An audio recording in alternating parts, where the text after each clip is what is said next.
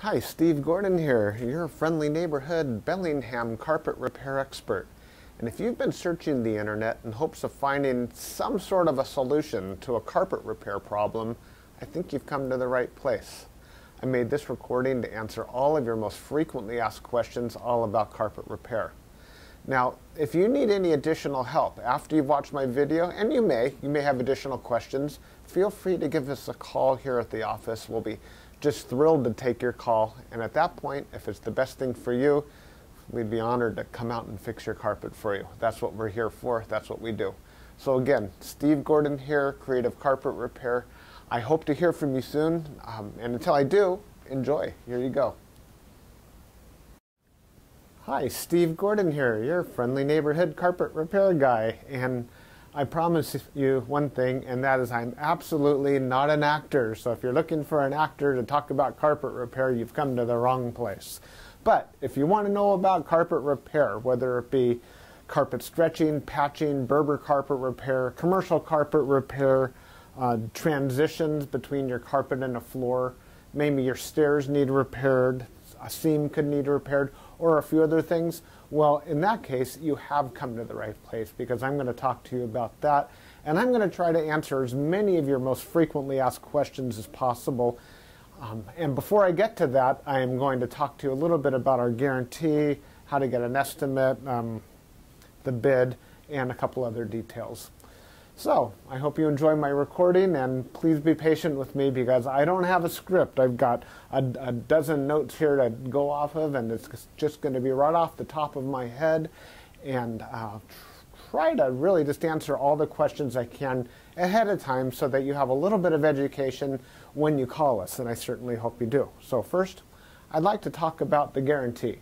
When you call us, you're going to get a 100% unlimited unconditional lifetime labor guarantee. And what I mean by that is that either you or your carpet or both are going to be completely, absolutely, and thoroughly worn out before you ever have to pay to have that carpet fixed again. So again, 100% unlimited unconditional lifetime labor guarantee, that's forever. How you get your estimate in the first place is after you watch this recording, give us a call here at the office, and we're going to give you something like a phone guesstimate. We'll give you an idea of what you might expect to pay. We might tell you something like between $150 and $300, or we might say between $200 and $400, or something like that. We're not going to know exactly, or even not even all that close, how much it's going to cost to have us fix your carpet for you.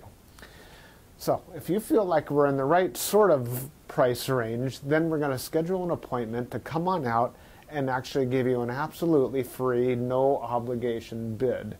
At that point, if you feel the bid is fair, and I'm sure you will because it's our business model to give you a fair price so that we could do the job right then and there all in one trip.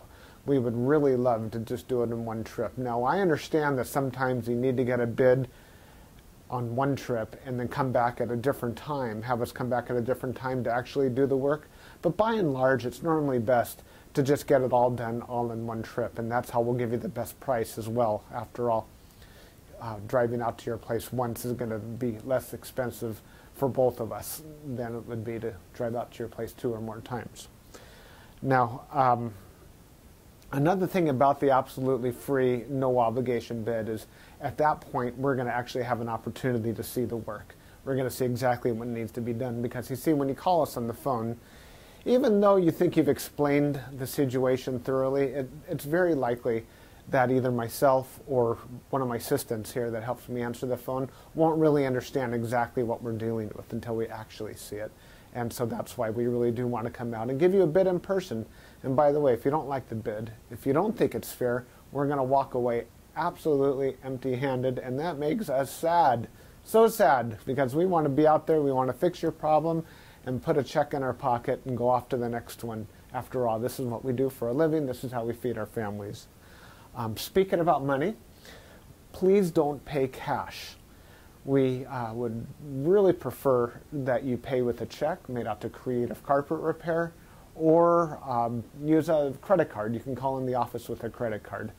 So cash, it's against the agreement I made with all my contractors. Now, if you work with me directly, if I'm the actual contractor that shows up to your house and you want to pay me cash, I'm happy to take it. But for any other contractor throughout my entire company, please don't pay cash. Now, I want to talk a little bit about the carpet repairs. I've got a little bit of housekeeping out of the way. Let's talk about carpet stretching. Most people wonder why their carpet is all rippled up. So if you look out at your carpet and you see more waves than the ocean, or it's more rippled up than you can believe, and there's peaks and valleys in your carpet and you're getting seasick just looking at it, or if it's a trip hazard, there's a real good chance that your carpet was never stretched in tight enough to begin with. You see, whoever stretched your carpet the first time around more than likely didn't use a power stretcher. Now what a power stretcher is a pole that it butts up against one wall on one side of the room, and this pole runs all the way across the room to a head that's on the other side. And when we push down on this handle, the carpet gets stretched, and it gets stretched so tight that we have no doubt at all that we're going to be able to live up to that unlimited, unconditional lifetime waiver guarantee. That carpet will never ripple up again. You have my absolute word of honor on that. And if I'm wrong, we'll do it again for no charge at all. When we stretch carpet in a room, it's always best to have the room completely empty. We can empty the furniture out of the room for you if that's what you need, but more often than not, the customer will want to get as much as possible out of the way. Now, don't strain yourself. Don't go moving a giant king-size bed or a dresser that weighs, more than 10 elephants. That's not cool. We have special tools. We have these sliders that we can put underneath the legs of the furniture. So even if your dresser weighs a couple hundred pounds and is harder than heck to move, we get those sliders underneath there and we can move that stuff around if that's what we need to do. So don't strain yourself moving the furniture. Also, if you have a king-size bed and it's just completely unreasonable for whatever reason to move that bed, quite often we could stretch the carpet in that room without moving the bed. It's a lot more work. Those poles that I spoke about, they go actually underneath the bed, so we stretch the carpet right underneath the bed to the other wall. And it's a lot harder. It takes us a lot more time and effort, but it can be done. So that's a little bit about carpet stretching. We use a power stretcher. We don't just kick it in with our little Susie Homemaker little knee kicker, and it leaves a little bit of extra carpet at the end. We cut off that excess, and you'll see how much carpet we cut off when we're done. We throw it in a bag, and we tuck in the carpet along the edge, and boy, life is good. It looks so much better. One thing that you might be aware of when we finish, though, is if you had large ripples, the carpet could be soiled along the top ridge of those ripples more than at the valleys, and that makes sense. Where you're walking, that's where it's going to get more dirt. So after you stretch the carpet is a real good time to have the carpet cleaned. Also, the carpet's out of the room, and the furniture is out of the room, and it's just a great time to clean the carpet. It looks a lot better at that point. Mind you, like I said, this is unscripted, so I'm just going to talk to you about carpet repair. Now let's talk about Berber carpet repair for a minute. Berber carpet repair has rows. Well, Berber carpet has rows. And actually the word Berber carpet, or the name Berber, it isn't exactly accurate. Berber carpet actually comes from a place out in the Middle East, country or countryside, where the area is called Berber, the Berber people or something like that. Anyhow, it's a very expensive rug, Berber rug. That's the actual meaning of the word Berber rug. The Berber carpets that we find today are very similar. There's loops and there's rows, and if you pull on one of those loops, or rows becomes unglued somehow, it can make a run, what we call a Berber run. So when you pull on that thread, it's like it's unzipping right in front of you. It's like, oh my gosh, what has happened? I've got this zipper run going all the way across the room. Now your higher end Berber carpet, that doesn't likely happen. It almost never does. But the lower end, middle of the road and lower end Berber carpet runs all the time. So when we fix a Berber carpet, what we're going to want to do is take out the bad area and patch a new piece in there. Sometimes we could actually weave a little bit of some new loops right into the place where that carpet has come unfurled. But more than likely, we're going to want to put in a Berber patch in that area. One reason that Berber comes apart at the seams is because the carpet was never sealed at the seams well enough to begin with. Your carpet installer that originally installed that carpet was supposed to use a latex sealer or even a glue gun or something to seal the edges of the carpet. Now, if they don't seal the edges of the carpet, that's one reason that Berber carpet is just going to unfurl like crazy. So when we put in a patch or fix a Berber carpet, that area gets sealed. Now, we give the unlimited, unconditional lifetime waiver guarantee on Berber carpet as well. But mind you, just because, let's say you have a 12-foot seam and we fix 3 feet of it, that's the part that we guarantee. The rest of the seam we're not going to touch. And you may have a problem with that in the future. And that's certainly not our business to cover something we've never actually worked on before. Now, after Berber carpet patching, I'll just talk about carpet patching in general. And this includes the Berber. When you call us to have your carpet patched, the first thing that we're going to ask you is if you have any extra carpet to do the patch with. If the answer is yes, well, we're golden. We're ready to do the job. If you say no, you don't have any extra carpet to do the patch with, we'll ask, well, can we take the carpet from a closet or maybe even from underneath a piece of furniture? Because what we can do is we can take a piece of carpet from a closet and patch it right into your damaged area. And it usually works out really well. Most people would rather have a piece of carpet missing out of their closet than have a terrible, nasty area in the middle of their room where they'll see it all the time. After all, inside the closet, you usually have that covered up with shoes and old photographs and baseball bats and everything you've ever collected in your life. More about carpet patching is if you don't have the carpet to do the patch, there's really nothing I can do to help you. So you're going to need to find that carpet to do the patch with before you bother having us come out there, because if we don't have the carpet to do the patch, we're stuck. Our hands are really tied. There's nothing we can do. Now, you're probably wondering how the patch is going to look when we're finished. It's real hard to say, especially in a recording like this. So just between you and me and a million of our closest friends here watching this recording through time, that patch is likely to be visible. You see, if you take a piece of carpet that's never been walked on, it's never been soiled, it's never seen the light from the window coming in so it hasn't faded out, and you take that brand new looking type of carpet or piece of carpet and patch it in to an area that has been worn, it has been soiled, it has been faded out by the sunlight, well, certainly you're going to see the difference between the new carpet and the older carpet because it's patched right in the middle there. Certainly it's going to look a lot better than the situation you probably have right now, but patches are visible. Another reason a patch might be visible would be because, well, thick carpet, thick nap or plush carpet hides the seams quite well.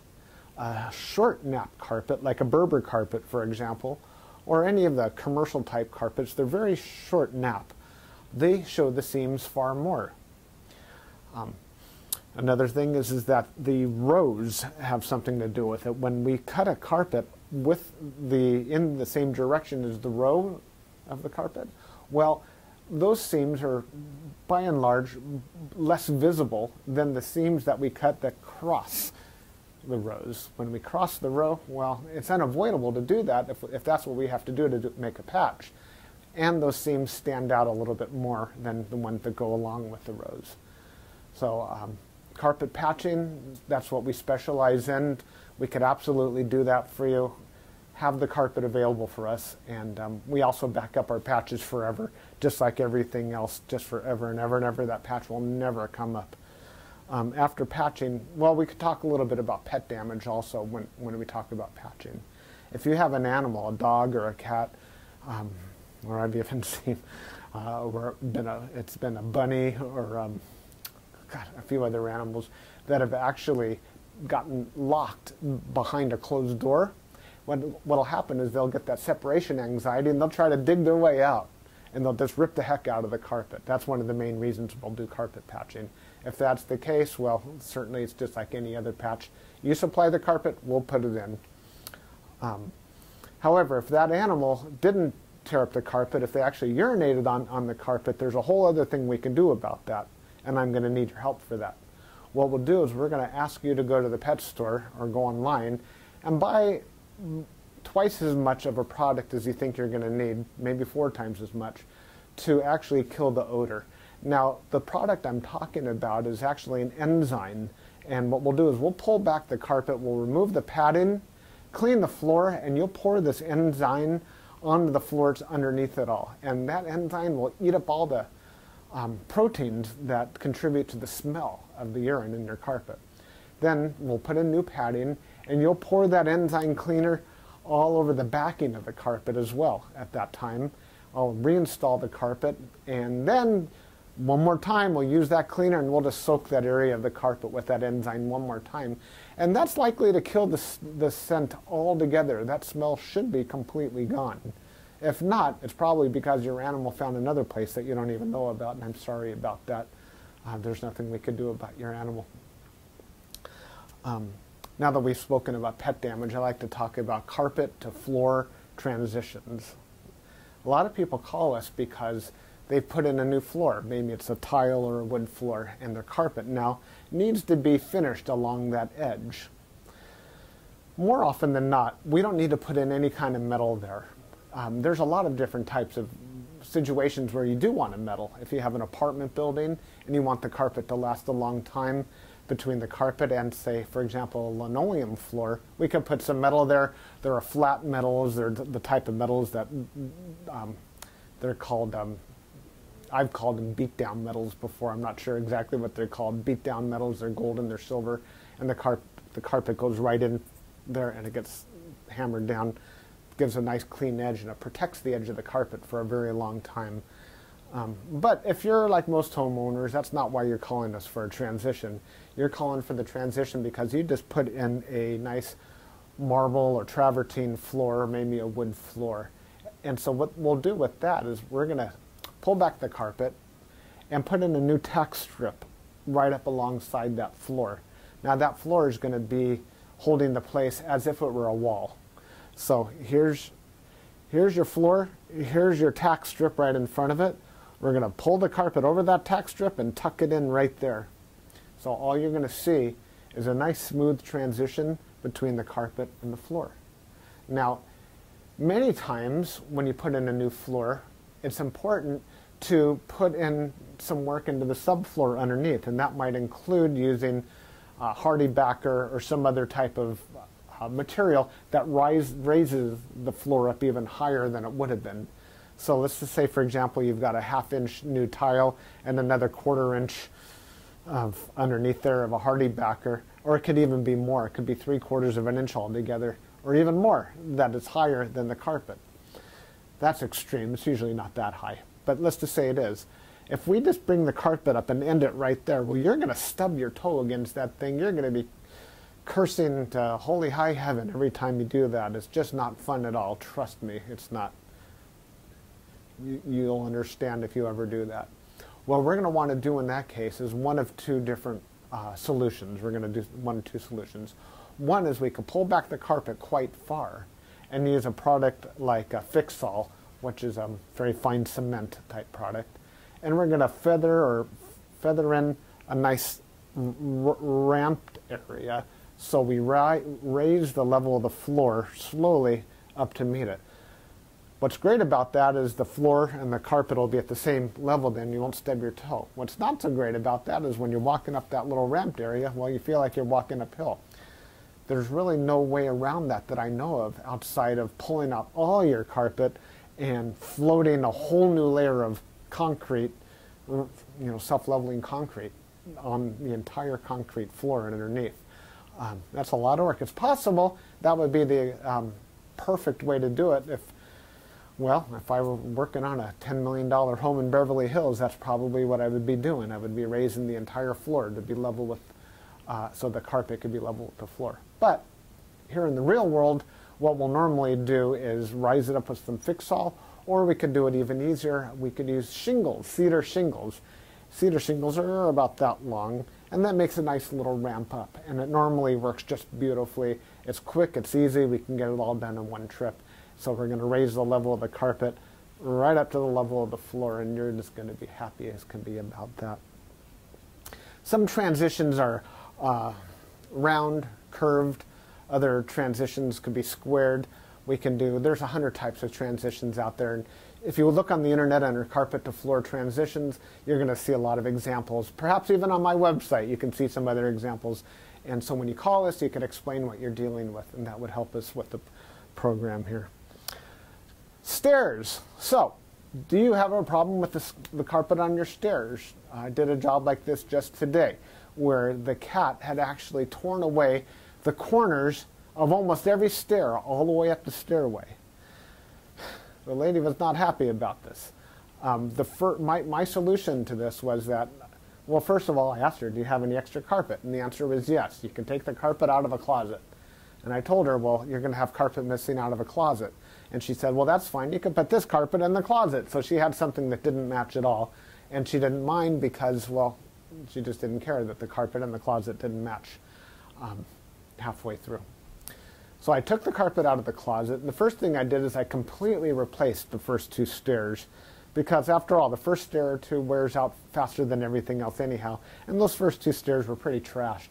Instead of just fixing the little corners, just replace the entire stair if you can. It'll make a world of difference to have something new there. With all the rest of the stairs, I just did these little bitty patches all the way up one side and all the way down the other, and it was just beautiful. I think it gave her probably another 10 years of life to her carpet to fix those stairs. Another thing you could do with stairs, what some of my customers have done, and I love this idea, is replace the entire stairway by, well, let me back up a little bit. Let's just say you have a 3 or 4 bedroom house, and it's the same carpet throughout the entire house, and your stairway is pretty much in the middle of it all. And if you replace the carpet on your stairs, well, it's going to be a slightly different color than the rest of your carpet, and that's going to look low class, and we don't like that, do we? No, we don't.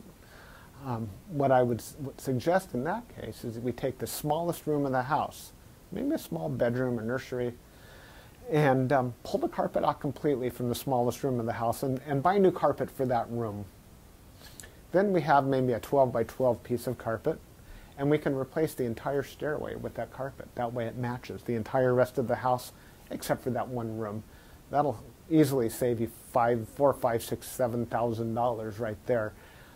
And it's a lot less work too. So I like that idea. You get a whole new stairway. A lot of people, you walk in the front door and there's the stairway right there. If the stairs look bad, it's hard to recover from that first impression. So take my word for it. That's a really great way of going. Now stairs. Commercial carpet repair. If you have commercial carpet and that needs to be repaired, it either has ripples and waves or it needs a patch. If it's rippled, it might need to be stretched. We've already talked about carpet stretching. On the other hand, it might have a different issue. It could be your commercial carpet was glued down to concrete to begin with. If that's the case, what we do is we actually take a knife and we just cut right down the middle of those ripples, cut right down those bubbles, and we will re-glue the carpet right underneath there and smush it all down, and believe it or not, those bubbles are going to be completely gone. They might be completely invisible when we're finished. You won't even see where we cut it, because where we cut it is exactly where we put it back together. The carpet will be nice and tacky before we push it back down. It's a great solution. But if the carpet needs to be stretched, well, we have to get the power stretcher out, and we'll fix it up that way. Now, if your carpet in your commercial building, say you have an office, is because, let's just say that you removed a wall between two rooms. If that's the case, you may have a strip of carpet that's missing. It's always a great idea to just get a completely different color.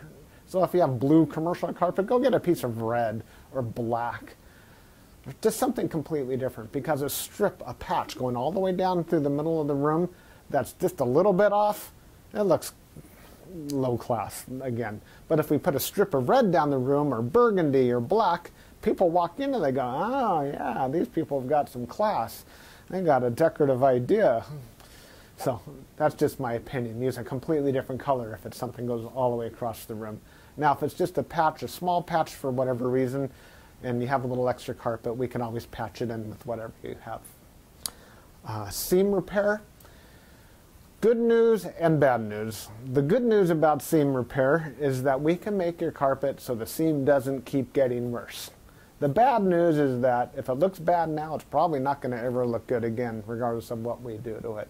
Seams have to be done properly the first time. You see, when we seam a carpet together before it's installed, we'll use a straight edge and we'll cut down both sides of the carpet, and then we're going to seal the carpet on both edges, and then we're going to seam it together, and it'll be perfect. When it's completely cooled down, then we stretch it in. If we go back and try to open up the seam and cut that carpet off and try to bring it together, the chances of it ever looking better are right around 0. So I'm sorry to tell you that your seam repair, we can make it possibly look a little bit better. We can make it stop getting worse. We can make it not be a trip hazard any longer. But don't have your expectations too high when it comes to seam repair. The last thing I want to talk about is flood damage.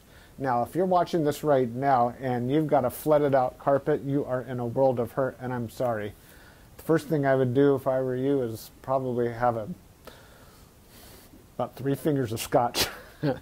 And then I would go ahead and get an extractor, like a hot water extractor. You can rent them at the just about any rental yard, and just start extracting all the water. Pull back the carpet, get rid of all the padding that's underneath your carpet. Rent a couple of blowers, or as many blowers as you need, and these things, they kind of look like a snail. As a matter of fact, that's their nickname in the field. We call them a snail. And they're shaped like that, and boy do they ever blow. And you can blow dry the whole underneath of your carpet. Set it up and get the carpet completely dry. At that stage, that's when you call us, and we can supply new padding, put a new pad, reinstall your carpet, clean the carpet for you if you're in an area that we do carpet cleaning, and life is good. You can put your furniture back and you'll be happy again. You don't have to do it yourself. If you want to call a company, even ours, depending on your area, can do that extraction for you as well. Now, if it's really flooded, I mean, seriously, like you're ankle deep in water, don't even bother. It's beyond almost everybody's ability. That means that your baseboards are all going to be all wet. A professional company will come and remove your baseboards, and we don't do that ourselves. They'll remove your baseboards, they'll drill holes in the wall, attach blowers to your walls, and blow dry the entire area, inside the walls and out, the carpet, the floor, the whole shebang. And then we can come in and put the carpet back down at that point. So I hope that I've answered your questions. If you have any additional questions, now that you've heard me talk for the last I don't know how long, feel free to call me here at the office. I would be just tickled pink to hear from you. If I'm not here, one of my assistants, whoever answers the phone, will be well trained and will be able to answer any questions that you have about carpet repair. And then at that point, we'll be absolutely positively honored if you would have us just come on out to your place and fix your carpet for you. And that's all I have to say. Again, I'm Steve Gordon, and I promised I wasn't an actor, and by now you believe it. I'm a carpet repair guy, and I'll be looking forward to hearing from you, so please call me. Thanks. Bye-bye.